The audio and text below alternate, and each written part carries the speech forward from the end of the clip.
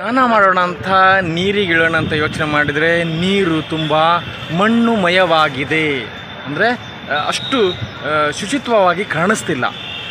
ಸ್ನಾನ ಮಾಡೋದು ಬೇಡ ಏನೋ ಅಂದ್ಕೊಂಡೆ, ಆದರೆ ಮತ್ತೆ ವಿಚಾರ ಮಾಡಿದೆ, ಈ ನೀರು ಯಾವ ಥರ ಇದೆ ಅಂದರೆ ಈ ಮಣ್ಣಾಗಿರ್ತಕ್ಕಂಥ ನೀರು. ಹಾಗಾಗಿ ನಾನು ಯೋಚನೆ ಮಾಡಿದೆ, ಈ ಅಯೋಧ್ಯೆ ಭೂಮಿಯ ಮಣ್ಣಲ್ಲಿ ನಾನು ಮಿಂದೇಳಬೇಕು ಅಂತ ಯೋಚನೆ ಮಾಡಿ ಮತ್ತೆ ನೀರಿಗೆ ಇಳುವ ಪ್ರಯತ್ನವನ್ನು ಮಾಡ್ತಾ ಇದ್ದೇನೆ.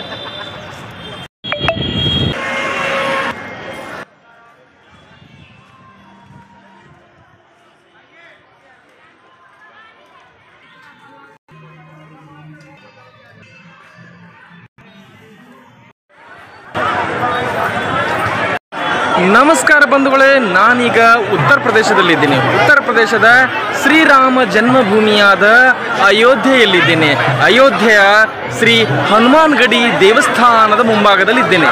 ಯಾಕೆ ಅಂತಂದ್ರೆ ಶ್ರೀರಾಮಲಲ್ಲಾನ ದರ್ಶನ ಮಾಡುವುದಕ್ಕಿಂತ ಮುಂಚಿತವಾಗಿ ಹನುಮಾನ್ ದರ್ಶನ ಮಾಡಬೇಕನ್ನೋದು ಇಲ್ಲಿನ ಪ್ರತೀತಿಯಾಗಿದೆ. ಹಾಗಾಗಿ ಈ ಹನುಮಂತನ ದರ್ಶನ ಮಾಡಿ ತದನಂತರದಲ್ಲಿ ಶ್ರೀರಾಮದೇವರ ದರ್ಶನವನ್ನು ಮಾಡಲಿದ್ದೇನೆ. ಜೈ ಶ್ರೀರಾಮ್.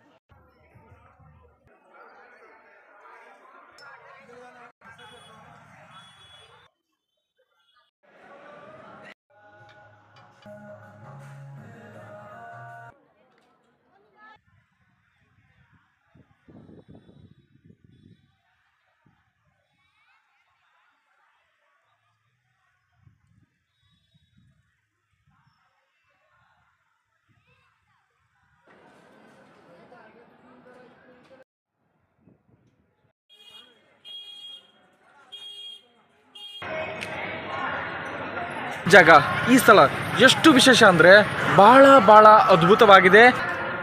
ಈ ಮಾಲ್ನಲ್ಲಿ ಅಂದರೆ ಈ ಜಾಗದಲ್ಲಿ ಕನಕ ಭವನ ಅಂತ ಹೇಳಲಾಗ್ತದೆ. ಕನಕ ಭವನ ಅಂದರೆ ಬಂಗಾರದ ಒಂದು ಕಟ್ಟಡ, ಬಂಗಾರದ ಭವನ ಅಂತ ಆಗ್ತದೆ. ಸೊ ಹಾಗಾಗಿ ಬಂಗಾರದ ಭವನ ಅಂತ ಆಗ್ತದೆ. ಈ ಬಂಗಾರದ ಭವನ ಶ್ರೀರಾಮಚಂದ್ರ ಮತ್ತು ಸೀತಾಮಾತಾ ಇಲ್ಲಿ ವಾಸ ಮಾಡ್ತಿದ್ರು. ತದನಂತರದಲ್ಲಿ ಕಾಲಾನುಸಾರವಾಗಿ ಇದರ ಪುನರ್ನಿರ್ಮಾಣವನ್ನು ಶ್ರೀರಾಮಚಂದ್ರ ಮಗನಾದ ಕುಶ ಇದನ್ನು ಪುನರ್ನಿರ್ಮಾಣ ಮಾಡ್ತಾರೆ.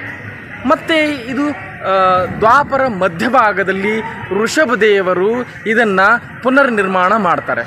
ದ್ವಾಪರದ ಅಂತ್ಯದಲ್ಲಿ ಶ್ರೀಕೃಷ್ಣ ದೇವರು ಕೂಡ ಇಲ್ಲಿ ಬಂದು ಹೋಗಿದ್ದಾರೆ ಅಂತ ಕೂಡ ಹೇಳಲಾಗ್ತದೆ.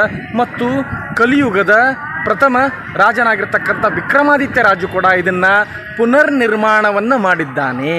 ಸೊ ಈ ಜಾಗದಲ್ಲಿ ಆವಾಗಿಂದ ಆಗಾಗ ಬೇರೆ ಬೇರೆ ರಾಜರು ಇದನ್ನು ಪುನರ್ನಿರ್ಮಾಣ ಮಾಡಿದ್ದಾರೆ. ಯಾಕಂದರೆ ಶ್ರೀರಾಮಚಂದ್ರ ಮತ್ತು ಸೀತಾಮಾತೆ ವಾಸ ಮಾಡಿದ ಜಾಗ ಆಗಿದ್ದರಿಂದ ಈ ಜಾಗ ತುಂಬ ವಿಶೇಷವಾಗಿದ್ದು, ಹಾಗಾಗಿ ಇದು ಆವಾಗ ಪುನರ್ನಿರ್ಮಾಣಗೊಂಡಿದೆ ಬೇರೆ ಬೇರೆ ರಾಜರ ಅನುಸಾರವಾಗಿ.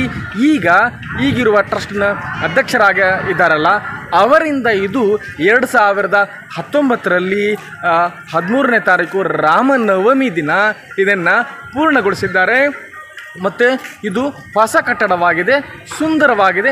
ನೋಡಿದರೆ ತುಂಬ ಹಳೆ ಕಾಲದಲ್ಲಿರ್ತಕ್ಕಂಥ ಸುಂದರವಾದ ಅದ್ಭುತವಾದ ರೀತಿಯಲ್ಲಿ ಈ ಕಟ್ಟಡವನ್ನು, ಈ ಭವನವನ್ನು ನಿರ್ಮಾಣ ಮಾಡಲಾಗಿದೆ.